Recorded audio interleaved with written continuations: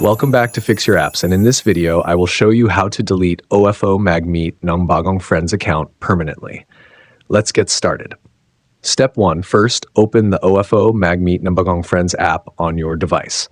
Make sure you're logged into the account you want to delete. Step 2. Next, tap on the profile icon. You'll find it at the top left corner of the screen. This will take you to your profile page. Step 3. Once you're on your profile page, tap on the Settings option. You'll see this located at the top right corner of the screen. This is where you can manage your account preferences. Step 4. Now scroll down through the Settings menu and look for the Account option. Tap on it to access your account settings.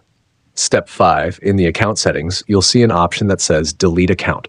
Tap on this option to begin the deletion process. Step 6. After selecting Delete Account, wait for about 5 seconds. This time allows you to read important information about what happens when you delete your account. Make sure you understand the consequences, as this action cannot be undone. Step 7. Once you've reviewed the information, tap on Agree to confirm that you want to delete your account.